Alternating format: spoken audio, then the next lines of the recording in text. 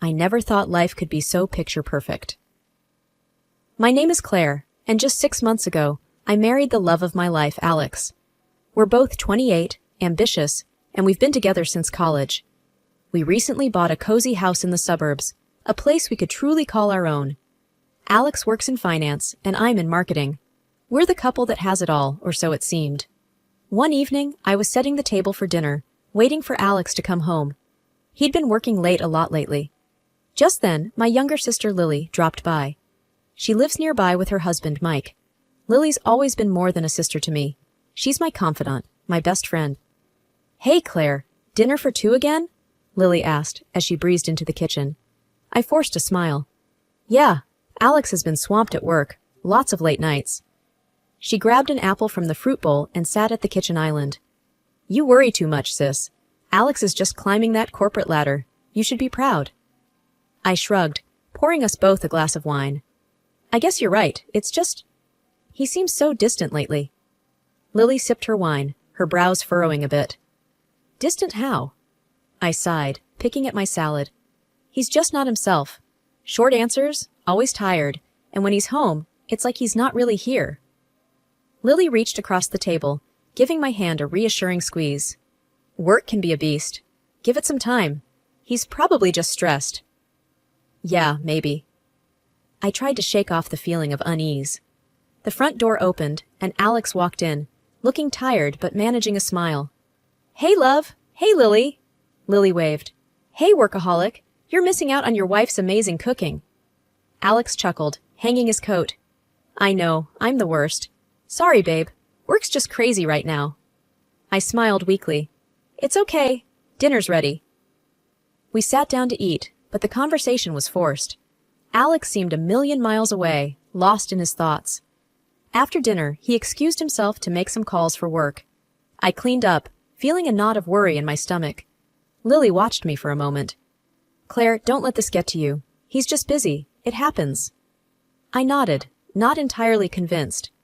"You're probably right." As I watched Alex talking on the phone from the living room, his expression serious and distant, I couldn't help but wonder if Lily was just trying to keep me from worrying. Little did I know, this was just the beginning. The weeks slipped by, and Alex's late nights became the new normal. It was a cold Tuesday evening, and I was sitting on the couch, staring at my phone. It was almost 10 p.m., and Alex wasn't home yet. My concern was turning into frustration. Just then, my phone buzzed. It was Lily. "Hey, Claire, still up?" Her voice was light, but I could hear the concern. "Yeah, just waiting for Alex. He's late again." My voice sounded more annoyed than I intended. Lily was silent for a moment. "Still at work?" "That's what he says," I replied, my tone skeptical. "He's always got some excuse. Busy, meeting, you name it." "Have you talked to him about it? I mean, really talked?" I sighed, rubbing my temples. "I've tried, Lil. It's like talking to a wall. He just brushes it off and says I'm worrying over nothing." There was a pause, and then Lily said, "Maybe he's just under a lot of pressure. You know how his job is." I rolled my eyes, even though she couldn't see me. I know, but it's more than that. He's different, distant, and when he does talk, it's like he's annoyed with every question I ask. "Look, Claire, don't work yourself up. Stress isn't good for you. Just try to talk to him again. Be direct. Tell him how you feel." "Yeah, I'll try." I wasn't convinced it would change anything. When Alex finally came home that night, I was waiting for him in the living room. He looked exhausted, and my heart softened a bit, but I needed answers. "Alex, we need to talk," I said, trying to keep my voice steady. He looked surprised, but nodded, sitting down across from me. "What's up?" "It's about these late nights at work and your trips. It's like you're not here even when you are. It's affecting us, our marriage." Alex ran a hand through his hair. "Claire, I told you, work is just crazy right now. I'm trying to handle a lot." "But that's just it, Alex. It's always work. You've changed. We barely talk, and when we do, it feels like you're miles away." He sighed, frustration evident in his voice. "I'm doing this for us, for our future. Can't you see that? I'm under a lot of pressure." I get that, but it feels like you're pushing me away. I miss us, Alex, how we used to be. He stood up abruptly, his expression hardening. I don't have time for this right now, Claire. I'm tired and I have an early morning. And with that, he walked away, leaving me sitting there, feeling more alone than ever. I went to bed that night with a heavy heart, wondering if my marriage was as perfect as I once thought. The constant stress and worry had taken a toll on me. My health, which I'd always taken for granted, betrayed me. A sharp, unyielding pain in my stomach landed me in the hospital. As I lay in the sterile hospital bed, the reality of my situation began to sink in. 2 weeks of white walls, beeping machines, and too many doctors. Lily was my frequent visitor, always trying to lift my spirits. Hey sis, how are you feeling today? Her voice was a mix of concern and forced cheerfulness. I managed a weak smile. Been better, Lil. This place is getting to me. She sat down beside my bed, holding my hand. Alex been by? The question stung. No, he's busy as always. Lily frowned. That's not right, Claire. He should be here. I looked away, feeling a lump in my throat. I guess his work is more important. There was silence for a moment, and then Lily said firmly, No, Claire, you're important. You're his wife. He should be here for you. Her words were meant to be comforting, but they just made me feel more alone. I turned to face her, my voice barely above a whisper. I don't know what's happening to us, Lil. It's like he's not the man I married. Lily squeezed my hand. Give him time, Claire. Maybe he doesn't know how to handle this. Men can be clueless sometimes. But deep down, I knew it was more than cluelessness. Alex's absence spoke volumes, and the message was clear. I was in this alone. The day I was discharged from the hospital, Lily came to pick me up. Ready to get out of here? She asked, trying to sound upbeat. Yeah, can't wait to see home, I replied, though the thought of returning to an empty house wasn't exactly comforting. As we drove home, Lily kept the conversation light, but my mind was elsewhere. I couldn't shake the feeling of dread about going back to a place that no longer felt like home. When we arrived, Lily helped me settle in. You need anything? Just call me, okay? I'm just a few minutes away. I nodded, feeling a mix of gratitude and sadness. Thanks, Lil. I appreciate it. She gave me a hug, a little tighter than usual. Take care, sis. And remember, I'm here for you. As I watched her leave, the reality of my situation hit me. My marriage was on the brink, and the only person I could rely on was my sister. The feeling of isolation in my own home was overwhelming, and for the first time, I began to accept that my life was changing, and not for the better. Back at home, the silence was deafening. Alex was still at work, or so he said. The house felt neglected, dusty and unkempt, a stark contrast to the neat home we once shared. I decided to distract myself by cleaning, starting with our bedroom. As I was vacuuming under the bed, something small and shiny caught my eye. It was an earring, a gold one with a red stone. Not mine, definitely. My heart raced as a realization hit me. It looked exactly like the pair Lily wore often. Later that evening, Alex came home. I confronted him, holding the earring out. Alex, what is this? Where did this come from? He glanced at the earring and then at me, his face unreadable. I don't know, Claire. Maybe it's one of yours? It's not mine. I've never seen it before. My voice was firm, but inside I was shaking. He shrugged, avoiding my gaze. Maybe it's Lily's or one of your friends. I don't keep track of your jewelry, Claire. His dismissive tone infuriated me. You think I wouldn't recognize my own sister's earring? Or my friend's, for that matter? Alex's expression hardened. I don't know what you want me to say, Claire. It's just an earring. Maybe it got mixed up in our stuff when we moved in. I knew he was lying. The earring was too distinctive, too familiar. Don't treat me like I'm stupid, Alex. This is Lily's earring. How did it end up under our bed? He sighed, rubbing his forehead. Look, Claire, I'm tired. Can we not do this now? I've had a long day. But I couldn't let it go. No, we're going to talk about this now. This is serious. He looked at me, his eyes cold.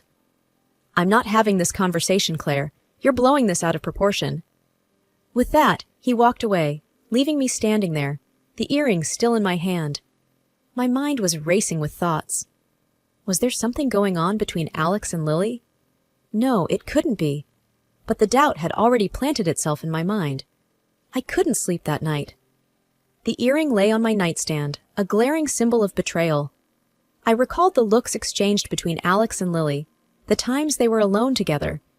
But I pushed those thoughts away. I couldn't accuse my sister and my husband without any proof. The next day, I called Lily. My voice was shaky as I asked, "Lily, did you lose one of your earrings? A gold one with a red stone?" There was a brief pause on the other end. "No, why? Did you find one?" "Yeah, under our bed." I tried to sound casual, but my voice betrayed me. "That's strange. It's not mine, though. Maybe it's one of your other friends." Her answer didn't convince me. I knew her too well. "Okay, just thought I'd ask." We said our goodbyes, but the conversation left me more unsettled. I felt trapped in a web of lies, unable to find a way out. The earring was a piece of a puzzle I wasn't sure I wanted to complete. The possibility that my husband and my sister could betray me was too painful to consider. For now, I decided to keep my suspicions to myself, hoping that time would reveal the truth. The days following the earring discovery were filled with unease. I couldn't shake the feeling that something was off. It wasn't just the earring anymore. It was the way Alex and Lily had been acting. I started to recall instances, little moments that I had brushed off before, looks they exchanged, whispers I couldn't quite catch. One evening, as I was sitting on the couch lost in thought, Alex announced another business trip. "I have to go to New York for a few days. Big project," he said, barely looking at me. I nodded, trying to appear indifferent. "When will you be back?" "In about a week. Don't wait up for me," he replied, his tone dismissive. After he left, I called Lily. I needed to talk, to see her reaction when I brought up Alex's trip. "Hey, Lily, Alex is off to New York for a week. Business as usual," I said, trying to sound casual. "Oh, really? That's a long trip," Lily responded, her voice faltering slightly. "Yeah, it is. Hey, I was thinking, we could spend this time together," I suggested, watching for her reaction. There was a pause. Then Lily replied, a bit too quickly, "I can't, Claire. I was planning to go see them next week. Already promised Mom." The coincidence struck me. Next week? When Alex is away? "It's okay. Some other time," I said, my mind racing with suspicions. We ended the call, but my thoughts were in turmoil. The timing was too convenient, too coincidental. I remembered how often Lily's visits to our parents aligned with Alex's business trips. It couldn't be just a coincidence. That night, I lay in bed, unable to sleep. The pieces of the puzzle were slowly fitting together, forming a picture I didn't want to see. My husband and my sister, could they really be having an affair? The next day, I decided to take a more direct approach. I called Lily again. "Hey, Lily, I was thinking, since you're going to see Mom and Dad next week, why don't I come along? It'd be nice to spend some time together." Lily's response was immediate and a bit too sharp. "No, Claire, it's not a good time. They're busy, and I already have plans with them. Let's plan for another time."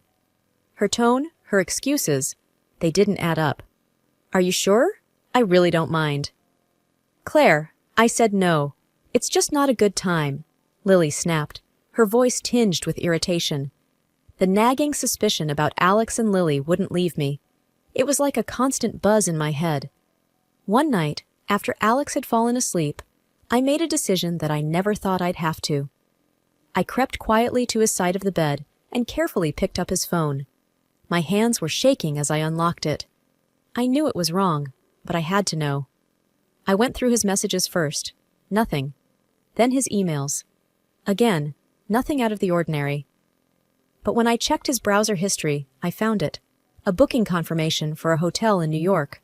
For two. My heart sank. I put the phone back and went to the living room, trying to process everything. I felt betrayed, angry, and utterly heartbroken. How could they do this to me? To us? The next morning, Alex left for his trip as usual. "I'll call you when I land," he said, giving me a quick kiss on the cheek. I forced a smile. "Safe travels." After he left, I called Lily. I needed to hear her lie to me one more time. Hey, Lily, I was thinking of coming over today. Maybe we could hang out? There was a pause. Then she replied, her voice uneasy. Actually, Claire, I'm heading out to Mom and Dad's today, remember? Right, of course, I said, my voice steady despite the turmoil inside. Have a good trip then. Yeah, thanks. We'll catch up when I get back, she said quickly and hung up. I sat there for a long time, feeling a mix of emotions. I was hurt, yes, but there was also a sense of clarity. I knew what I had to do next. It wasn't going to be easy, but I couldn't let them get away with this. That evening, I made an important call. It was a step I never imagined taking, but I needed solid proof. After the call, I sat in silence, a plan forming in my mind. I was going to confront them, but not yet. I needed undeniable proof first, and when I had it, they would have nowhere to hide. The week felt like a blur. Every day felt longer than the last, each minute dragging on as I awaited the inevitable truth. Finally, the call came. We've got what you need, they said on the other end of the phone. After I hung up, a plan started forming in my head. I needed to confront them, but I wanted to do it my way, on my terms. A family dinner, that would be perfect. A place where they couldn't escape the truth. I called Alex first. Hey, when you get back, I was thinking we could have a family dinner. It's been a while since we all got together. Sure, sounds good, he replied, his voice casual. When were you thinking? How about the day after you get back? I'll invite Lily and Mike too. Great, I'll see you then. Next, I called Lily. Hey, I'm planning a family dinner for when Alex gets back. You and Mike should come. Lily's voice was hesitant. Sure, sounds nice. What's the occasion? Just felt like it's been too long since we all sat down together. See you then. The day of the dinner arrived. I cooked their favorite dishes, set the table perfectly, and waited. I felt a mix of nerves and determination. This was it, the moment of truth. Alex, Lily, and Mike arrived, all smiles and casual conversation. Dinner started off normally, everyone chatting and laughing, but I could barely eat, my stomach in knots. So, what's the special occasion? Alex asked, looking around. I took a deep breath. I have an announcement to make. Everyone went quiet, looking at me with curiosity. Before that, I have a question, I said, my voice steady. Lily, how was your trip to Mom and Dad's? It was good, relaxing, she replied, a little too quickly. I nodded, then turned to Alex. And your trip? Productive? Very, he said, nodding. I smiled, a cold, hard smile. That's funny, because Mom and Dad said they haven't seen you in months, Lily. And Alex, the detective I hired, confirmed you weren't alone on your business trip. The room went silent. Alex and Lily's faces went pale, their eyes wide with shock. Mike turned to Lily, his voice filled with disbelief. Lily, what's she talking about? I pulled out the folder with the photos and threw them on the table. That's what I'm talking about. My husband and my sister together. The photos scattered across the table, revealing the undeniable truth. Alex and Lily, holding hands, kissing. There was no denying it now. The rest of the evening was a blur of shouting, accusations, and tears. Mike stormed out with Lily trailing behind him, begging for forgiveness. Alex tried to explain, to apologize, but I was done listening. I watched them leave, my heart heavy, but my resolve strong. I had lost my husband and my sister, but I had gained something to my dignity and the strength to start over. Tomorrow, I would start the divorce proceedings. Tonight, though, I just sat in the silence of my home, the weight of the betrayal slowly lifting off my shoulders. The evening after the explosive dinner, I sat in my living room, the silence echoing around me. I had done it. Exposed the painful truth. It was over, but the finality of it all left me feeling hollow. I was startled out of my thoughts by a knock at the door. It was Alex, his eyes red, a mix of anger and sorrow etched on his face. Can I come in? His voice was low, almost a whisper. I hesitated but nodded, stepping aside to let him enter. He stood there, looking around the room as if seeing it for the first time. Claire, I don't even know where to start. You don't have to, I said, my voice firm. There's nothing you can say that will change what happened. He ran his hands through his hair, a gesture of frustration. I know I messed up. I know I hurt you, but you have to believe me. It didn't mean anything. I laughed, but there was no humor in it. Didn't mean anything? You had an affair with my sister, Alex. How could that not mean anything? He flinched at my words. I don't know how it happened. It was a mistake, a huge mistake. I love you, Claire. I shook my head, feeling a surge of anger. Love? Is that what love looks like to you? Betrayal? Lies? Alex took a step towards me, his hands outstretched. Please, Claire, let's try to work this out. We can go to counseling, I cut him off, stepping back. No, Alex, it's too late for that. You made your choice, and now I'm making mine. He looked defeated, his shoulders slumping. So that's it? We're just... over? I nodded, feeling a strange sense of calm. Yes, that's it. We're over. I'll have my lawyer contact you about the divorce. He stood there for a moment longer, as if waiting for me to change my mind. But when I said nothing more, he turned and left, the door closing quietly behind him. I sat down, the finality of the situation sinking in. I had lost my husband and my sister, but I realized I had gained something too, my self-respect and a chance to rebuild my life on my terms. The next few days were a whirlwind of lawyers and paperwork, but I faced it all with a newfound strength. I was determined to come out of this stronger and wiser. In the end, I received most of the property and a fair settlement. It wasn't about the money or the house, though. It was about starting fresh, about reclaiming my life. I lost touch with Lily and Alex. The betrayal was too deep, the wounds too fresh. Maybe one day we could find a way to forgive, but that day was not today. I stood in my now quiet house, a mixture of sadness and hope in my heart. I had survived the storm, and now a new chapter of my life was beginning, one where I was in control, where I could find happiness on my own terms. As I looked around the room, I realized this wasn't just an end. It was a beginning of something new, something better. And with that thought, I stepped forward into my new life, ready for whatever came next.